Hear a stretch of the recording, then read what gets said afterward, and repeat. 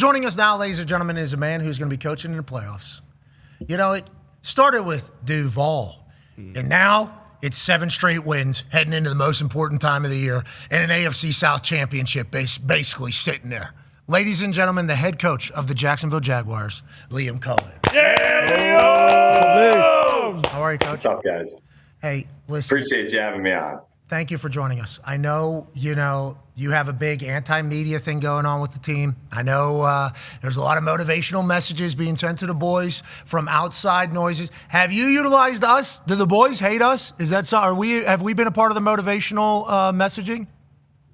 I don't think so. No, I think you guys have been good, man. I mean, you tell it how it is, dude. You know, that's the cool thing about this show is you give props, you give respect, but also you tell it how it is. And I think a lot of these guys all appreciate and respect that. Okay, good news. Well, let me tell you what I saw after watching your team live. First of all, did we know Josh Hines Allen is as large as he is the biggest dude on the field? I mean, that is outrageous. I think from watching him on film and watching him on TV, he looks too naturally of a build and he moves too well to be the size that he actually is. But your entire defense, dogs everywhere. Can you tell me about the defense that obviously made life miserable for us and everybody this year, seemingly, Coach? Yeah, Josh has been a stud. I was fortunate enough to be close with Josh. He was the first guy I talked to when I took this job, actually. And, how he's been able to lead and continue to grow within this group, led by Anthony Campanelli and so many good players. Foye, guys are doing such a great job. They've had a mindset and mentality all season to swarm and to attack the football relentlessly. And, man, these guys they work their tails off every week. They get better and better each week, and they grow, and they learn from everything that we do. And so, man, it's a tough group. It's a resilient group, and proud to have these guys as our defense for sure. They did not have any time for Phil Rivers' antics. I mean, there was no jocularity at all because we've all seen it. Obviously, been around the league a long time. Normally, the older quarterbacks, there'll be some sort of give and take because guys may be fans of them growing up or knew of them growing up and things like that. We got guys. Devin Bush is in Aaron Rodgers' mouth in his face at the end of that. And Phil Rivers and your guys, it was not like hey, this is good. You have a team that has a massive edge. It feels like, and I know that's what you want. I know that's what every coach wants. But you obviously have elite talent across the board. Is this what you expected from the team whenever you took it? Because you're not even getting your second overall pick, Travis Hunter, at this point, and it feels like you have elite talent all over the place with the right mindset. Is that an accurate depiction of your locker room, you think? Yeah, the group of guys are very connected. I'll say that, and we are talented. That's for sure. I mean, this is a roster that obviously you get excited about when you're looking at the opportunity to take the job, and when you get in here and you get to work with these guys, and you hear, man, how hungry they were and how hungry they are. Some of these guys are obviously playing for contracts. They're playing for contracts here, somewhere, whatever it is. But also, this group just wants to win. Like, this group just wants to do whatever it takes to get the next win, to go 1-0 each week. And that's really been the mindset and mentality with this whole crew. And we've had our good players, our guys, they've played at a high level and they've continued to do so. But, man, we've got undrafted free agents, rookie 7th rounders, 1st rounders, 2nd rounders, doesn't matter. This is a team that's well connected and they care about each other. Very clear that is the case from watching them. I mean, very, very clear. And that's a fun little thing because once you realize the X factor is the camaraderie of the team, I've never seen a good team hate each other. I've seen a lot of terrible teams hate each other. And I've seen some terrible teams like each other as well. They just kind of like each other and we suck. But I have never seen, I've never seen a great team hate each other. Like the team has to like each other. I guess they go back to the Bears where the offense and the defense hated each other. I guess I go way back in whatever that was. 85 Bears. But other than that, every team I've ever been a part of, the good ones, the great ones, everybody gets along. And it's obvious whenever you turn on the tape and whenever we watch you live, it was like that. Now, your quarterback playing better than he's ever played. And you forget he's a stallion as well. I mean, that guy's thighs are, and he is a mountain of a man, and he's playing his best ball. Go ahead, D-Bud. Yeah, absolutely. We've seen some unbelievable turnarounds this year around the league. Mike Vrabel up there with Drake, and then Ben Johnson with Caleb. But what you haven't been able to do with Trevor Lawrence, who's a little more callous, he was kind of Prince that was promised since probably his high school days. What was that moment, I guess, this year between you and him where you felt like something really changed because he's been playing unbelievable down the stretch? Yeah, Trev's definitely been playing at a high level. I mean, when I first got here, we had a lot of honest, open conversations about what his goals were, where he wanted to go with it within his career and his position. And yeah, it took a little bit of time, and that's why so many of these quarterbacks need that time, right? Timing and circumstances matter. And at the bye, we just had some honest conversations about, okay, man, just cut it loose, let it rip. Whatever happens, just play the next play. Like, we just want you to go be aggressive, go be you. And that's going to be plenty good enough, man. And look, we had to tailor some things to, all right, at the bye, you're trying to figure out who you are truly. And we wanted to make sure we were doing everything we could from a run, pass, protections, whatever it was, putting him in a position to be successful. But man, the guy's playing at a high level, man. The 3rd and 10 throw to Parker Washington in this game, where he gets drilled right in the teeth and hits Parker on a crossing route. Yeah. Big time throw by a big time player that's playing with a lot of confidence right now.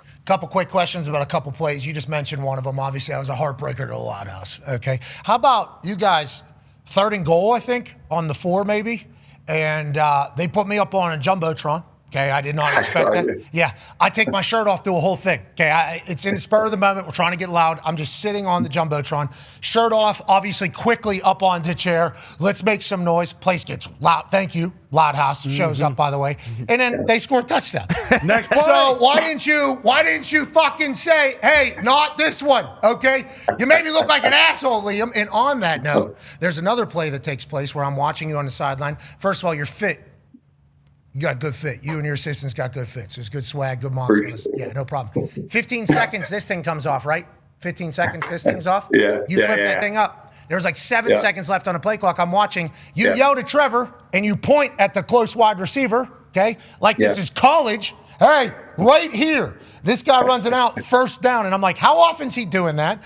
And when is that a relationship that you and Trevor can have? Like, how does that kind of work? Because I had not seen that. We're at the game a lot. And maybe it was because I was paying attention to you just so happened on that particular play. But it looked like literally Lane Kiffin or somebody in college going like, hey, here. And then literally 1st down, I'm like, what the fuck? Did we not hear him? I'm in a suite. A little boozed up back here. I heard him. How often is that happening? And do you think that is a sign of you and Trevor's relationship in the offense as a whole? Yeah, you're 100% right. It was a pressure look where we had a plan to get into it, but we did cut out and we were trying to get something communicated there. But Trevor was already going there. He was already making the check. He was already getting us into the right call and the right play. And he did that so many times on Sunday against the Blitz. Like, that was him checking to our 0 audibles, getting us in and out of the right plays. Multiple of them weren't even in the play call. That were just him going and audibling and checking to get us in the right play. And man, that's the preparation, the way that he's gone through it with Grant Udinsky and Spencer Whipple and these guys. He's just preparing at a really high level, which is then allowing him to go out there, play free, and go trust his playmakers on the perimeter, go and make plays. So credit is all going to Trevor and those guys, man. He has done a phenomenal job.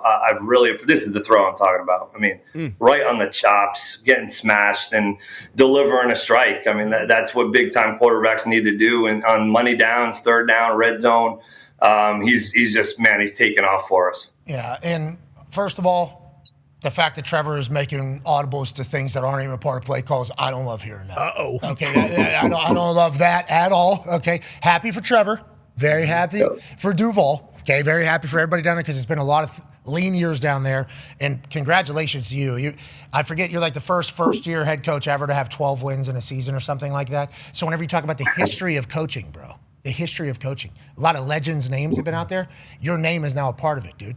And I know you don't want to talk about that. In 16 games. Yeah, in 16 games. Didn't even need the 17th game, so there'll be no asterisk about the new season or anything like that. Like, what you have done down there is special. And watching what Trevor is becoming is special. And as an Indianapolis Colts fan who's got no first-round picks the next 2 years and no idea who's going to be our quarterback, I don't like to hear that Trevor's become a super genius as well as being a stallion. So congrats to you guys on making our lives miserable. Now, you also make another trade to make everybody's life miserable. Go ahead, Con Man. Yeah, Coach, you guys get Jakobi Meyers at the trade deadline, and it feels as though he basically maybe unlocked everything that you have envisioned.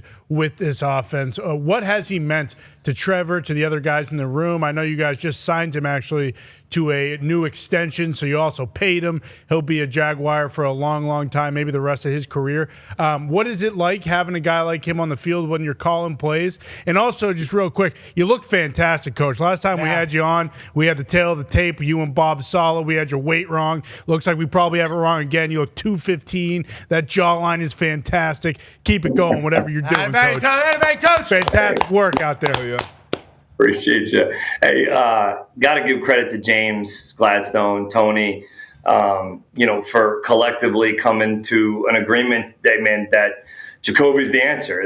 That was the guy that we wanted to go and get at that time to help our offense take the next step. And man, the guy is just a pro's pro. I've got so much respect for him. He's a former quarterback. You can always respect and appreciate those former quarterbacks that, man, he's got ball skills. He knows how to get open. He's extremely intelligent football player. But you watch what he does without the ball and how he blocks and how he competes. That's why these guys love him. That's ultimately why you pay a guy like that is he's willing to do whatever it takes for the team. And he's continued to build a relationship with Trevor. The other receivers now have continued to get better because of that. It allows those other guys to go do what they do really well because, well, Jakobi's going to make those tough catches across the middle, on the sideline. I mean, he came in here week one when he got here. He jumped right in at Z on Wednesday, Thursday, Friday, Saturday. He did not have one missed assignment throughout the entire week. Yeah. And he didn't know anything we were doing. That's insane. So you got a super genius wide receiver coming in there. You got a super genius quarterback all of a sudden. Number 11 shouldn't be allowed to play on offense. Parker Washington. Yeah. He's going to be an all-pro returner. I don't like the fact that we got him dancing. Travis Hunter's coming back next year. Brian Thomas Jr. I mean, who's Brenton Strange, by the way? ETN, too. Yeah. I mean, ETN. What the hell? Basil Tootin. They need to investigate the Jaguars. Yeah. They need to investigate what's going on down in Jacksonville. So much. I'm telling you, watching your team was sick. It was like fun to watch your team. The offense is both explosive and powerful. It's like you can travel, I think. I think this could be a playoff-style offense and playoff-style defense. And obviously, we're very close to that time. Hosting a playoff game down there in Duval is very much within your reach, which is crazy to even think about. You might be the number 2 seed, depending upon how everything works out in the AFC.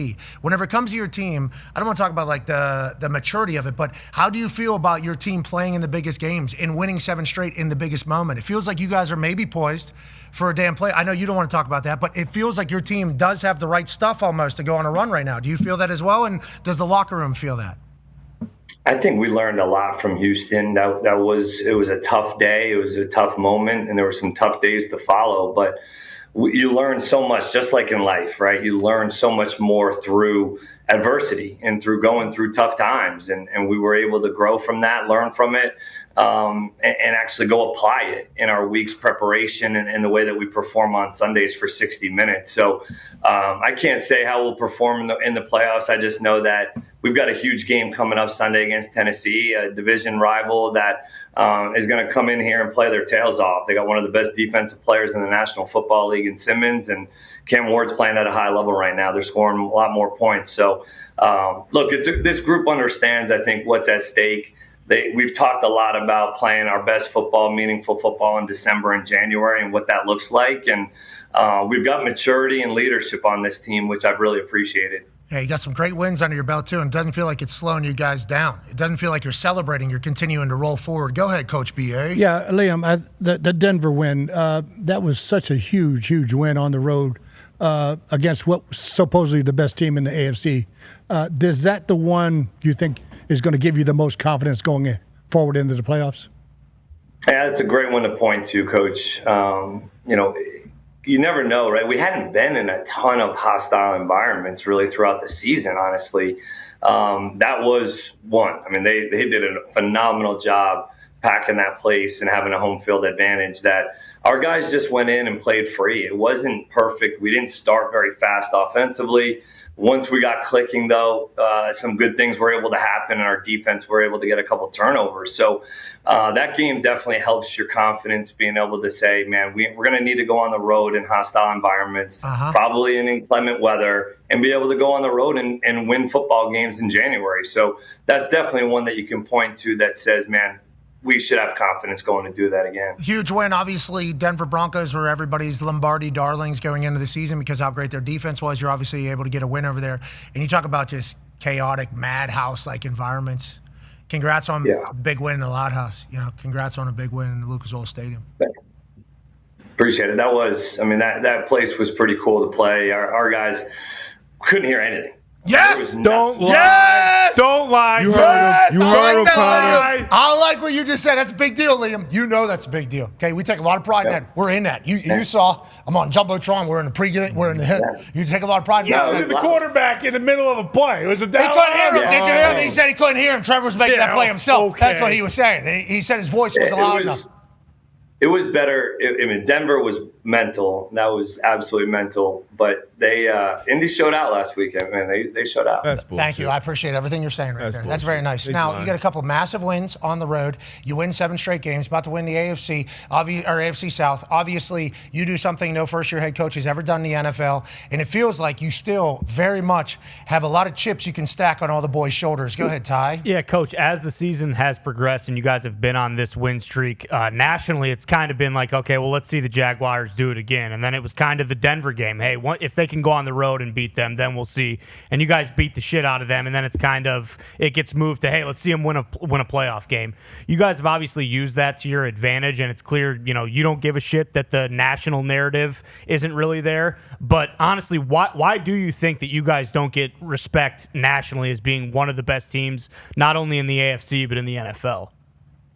Man, it's a good question. I can't really speak to too much of the history, not knowing, not obviously being here very long. But the one thing I can point to is, we've won a decent amount of games this year. We've done some good things in all 3 phases, and we had 1 Pro Bowler, our long snapper. So it's not really hard to find motivation for these guys. I think they're all competitive within themselves and their peers and the guys they're playing against. And that's an easy one to motivate these guys with. Look at him just light up, too. Yeah. We like it. You said the other day, I don't know about the narrative, but let's keep it going, please. Let's keep the narrative going. Let's continue to do that. Yeah, we got no Pro Bowlers, of course. Yeah, of course. We got no Pro Bowlers. Everybody stinks on this team. Thank you. If you could continue to say that, we would like every part of it. But it's going to become, I think, in short time, especially with your leadership and Stoner out there, making some plays personnel-wise.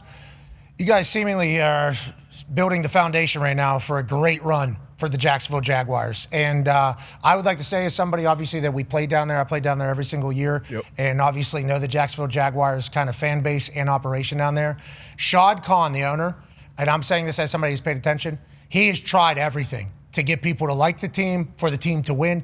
I mean, he was going to build a whole city within the city of Jacksonville for the Jacksonville Jaguars if it was going to mean that they were good. And then we see this clip of him at Lucas Oil Stadium after the game. It's like, this is the most casual owner fist bump I think I've ever... Casual, yep, hey, we're going this way. It feels like he is actually around. Like, do you feel his presence? What is he like as an owner? And I would like to say, I'm pumped that he's seeing success because he has put a lot of money into the Jacksonville Jaguars. I mean, he built 2 pools. Try putting 1 pool in your house, okay? He put 2 pools in a stadium, elevated over things, just to try to get people to come hang out on Sundays to watch the Jacksonville Jaguars. It's like, I'm pretty happy for Shad, and let alone this speech to start it all. We remind the world of this speech basically twice a week. I mean, we have to because we love Shad, and I appreciate the fact that he's having some success. What has it been like working for him and with him, I guess, throughout this entire process? Yeah, I can't say enough good things about this guy. I mean, Shad Khan gave me an opportunity that, nobody else had ever provided, me and my family. And how smart. And when you talk to Shad, you learn something every single time you talk to him. And he is extremely present. I mean, he comes in night before. He's at our team meeting night before the games. We're able to hang out, talk about things moving forward. We meet every Monday and go through it, go through the game, go through what's next. And the amount of support, I think back to London when we lost a really challenging game in London against the Rams. And you're sitting in your locker in your office, and he's in there, and he's just, all he was supportive. All it was, hey, how do we get this thing back on track? It was all solution oriented, and that's all he thinks about. That's all he tries to do is create solutions and an atmosphere for our players that they can go and perform at the highest level. So to be an owner like Shad, it takes so much patience, obviously, and how much he cares about this place. All he wants to do is to win and to have this place be special for these guys. I think he was getting a lot of pressure to move his team to London by a lot of people because he obviously has a lot of connections over there, and the Jaguars weren't that good. So it was like, hey, you should do this. I think he was actually against it. I think he was like, we're Jacksonville's team. We'll do a couple games over there. We'll certainly call it home because the connections we have over there. But like watching him has been fun. Bumpers. Yeah. Mm-hmm. Bumpers. Didn't have them. Shad, solution-oriented. Don't we fucking need the maybe just... He created bumpers? Yeah. Yeah. What? Yeah. Mm-hmm. He's got a... How old is this guy? I have no idea, but I know that mustache. I don't know how old that thing is, but every second it's growing more glorious. I know he enrolled at the University of Illinois when he was 16. Yeah. Okay. Yeah. Dog. We're talking like actual dog. And then his yacht, I forget, we saw it on one thing. It's like the biggest you can have, obviously. 350 feet. Yeah, and then I want to buy a soccer team. I want a football team. It's like, I fucking love this guy. I mean, I do. And then everything he has had to do with the Jags has been like sell on why we could be good. And then now it's like, you guys have turned it around. Congratulations, man. I'm happy for you. Happy for your team. Good luck the rest of the way. And hell, maybe we see you out there in San Francisco at the end of this whole thing. Your team, fun to watch. Congratulations on it all, Coach. I appreciate you guys having me on again, man. Hey, thanks for joining us. You know? Yeah. We didn't know whenever you were cutting promos on the media, like, oh, we definitely had to have said something at some point that it certainly got in there. And then I see Josh Hines-Allen in person, and I'm like, I hope that I am not on a board of this guy says terrible shit about us. Because in real life, you got to run into these people, you know? Yeah. Got to call it how you see it. Yeah. There's a few of those out there, for sure. You're the man. Ladies and gentlemen, Liam Coen. Yeah, Liam.